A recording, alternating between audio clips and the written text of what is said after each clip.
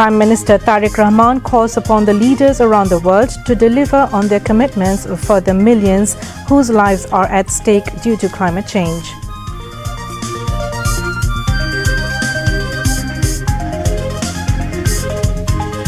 Prime Minister urges World Economic Forum to take coordinated measures in support of climate-vulnerable countries like Bangladesh. Local government elections will commence nationwide on September 26 and will be completed within the next year, says Information and Broadcasting Advisor. Four-tier security system established in the capital to prevent any acts of violence in light of the Holy Ashura.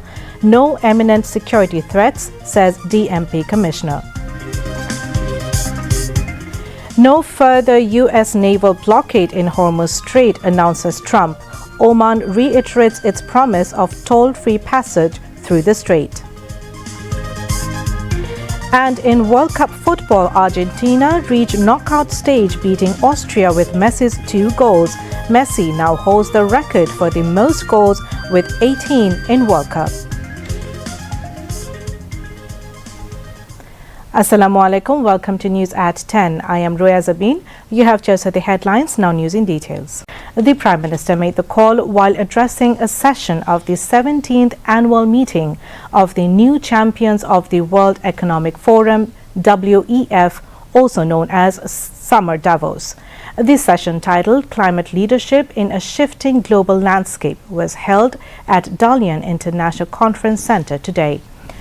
Raising the 3 priorities, Tariq Rahman said, first, the Loss and Damage Fund must move from promise to delivery with accessible and predictable support for victim nations. Second, climate finance must become more accessible, concessional, and responsive to the needs of vulnerable countries. It should also accelerate technology transfer and private sector investment. In this regard, we need greater mobilization and operationalization of the Green Climate Fund, he added. Third, adaptation must stand alongside mitigation. For countries like Bangladesh, adaptation is not a policy option, it is a necessity, the Prime Minister said. Referring to BNP's election manifesto, he said, Bangladesh is committed to becoming a leading climate-resilient nation. Environmental protection, sustainable development and green growth are now at the heart of our nation-building strategy. This year's conference is attended by more than 17,000 government representatives, policymakers, business people and technology entrepreneurs from more than 90 countries. Prime Minister Tariq Rahman has called upon the World Economic Forum, WEF, to take coordinated measures in support of delta nations like Bangladesh, which are highly vulnerable to climate change, as well as countries threatened by rising sea levels. He made the call when WEF President and CEO Alois Zwingli paid a courtesy call on him this afternoon at Dalian International Conference Center on the sidelines of the WEF's annual gathering in Dalian, China today. At the beginning of the meeting, the WEF President and CEO congratulated the Prime Minister on assuming office as the head of the government of Bangladesh. During the discussion, Tariq Rahman praised the WEF's various initiatives to address climate change.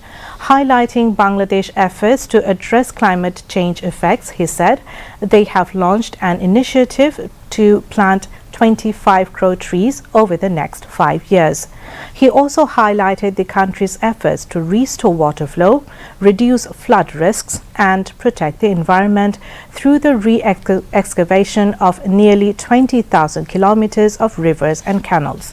The Premier said as part of efforts to encourage renewable energy production, Bangladesh has introduced tax incentives for solar power generation and adopted a plan to generate 20% of its total electricity demand from renewable sources by 2030. Alois Zwingli expressed interest in utilizing Tariq Rahman's experience and initiatives in combating climate change at the global level. He said Bangladesh's climate resilience and sustainable development initiatives would attract the attention of international financing institutions and investors. Assuring serious consideration of the issues raised by Bangladesh, he pledged that the WEF would continue to provide the necessary support. Alois Zwingli invited the Premier to participate in the WEF's annual meeting in Davos, Switzerland. Foreign Minister Dr. Khalilur Rahman, Prime Minister's Foreign Affairs Advisor Humayun Kabir, Bangladesh Investment Development Authority Executive Chairman Ashik Chaudhry and Prime Minister's Additional Press Secretary Atikur Rahman Ruman were present on the occasion. Meanwhile, Prime Minister's advisor and Prime Minister's office spokesperson Mahdi Amin briefed reporters on Prime Minister Tariq Rahman's various programs in China at the Shangri-La Hotel in Dalian this evening.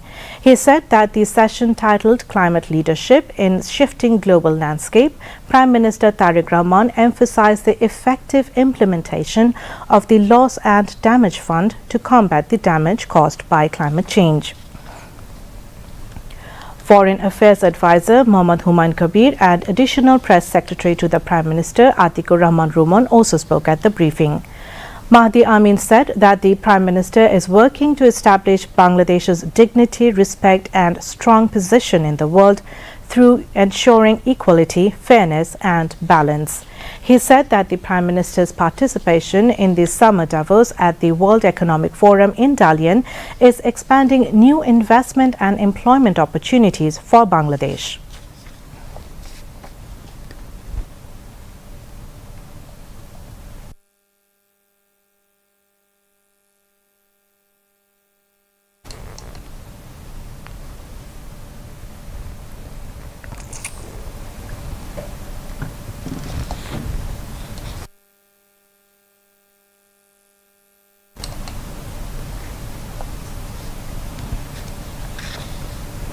International Inner Wheel President Kay Morland paid a courtesy call on President Mohammad Shahabuddin at Bongo Bhavan this afternoon. During the meeting, the delegation briefed the President on the organization's activities aimed at improving education, healthcare, protection rights and living standards of underprivileged and disadvantaged women and children. President Mohammad Shahabuddin praised their social and humanitarian services and expressed hope that the organization would further expand its services in social development, environmental protection and the welfare of women and children. Expatriates Welfare and Overseas Employment Minister Ariful Haq Chaudhry has informed the Parliament that expatriates sent a total of $30.32 billion in remittances to Bangladesh during 2024-25 fiscal year. The minister disclosed the information in response to a written tabled question in the Parliament today. The minister said more than 12 lakh aspiring overseas workers are being provided training every year to enhance their skills and make them employment ready. Earlier, the House resumed its sitting with Speaker Hafizuddin Ahmed in the chair. Responding to a question, Commerce Minister Khandukar Abdul Muqtadi said in Jatiyo Sangshad that Bangladesh remains heavily dependent on ready-made garment sector, which accounts for about 84% of the country's export earnings. He said the government has undertaken a series of measures to maintain its position in the global market and explore new export destinations.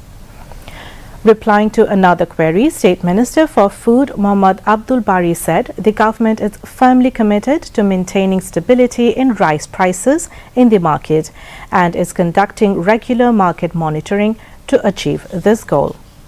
Later, general discussion on the national budget of 2026-27 fiscal year was held in the Jatiyo Sangshad. Lawmakers from Treasury Bench and opposition took part in the discussion. Besides, Gambling Prevention Bill 2026 was placed in the Parliament today. Home Minister Salahuddin Ahmed placed the bill. Later, the bill was sent to Parliamentary Standing Committee of Law, Justice and Parliamentary Affairs Ministry to report back after further scrutiny within 5 working days. The House is adjourned till 3 o'clock in the afternoon tomorrow. Speaker Hafizuddin Ahmed Bir Bikram today called upon all Asian countries to work together to tackle the growing global water crisis, describing it as one of the most pressing challenges facing the world.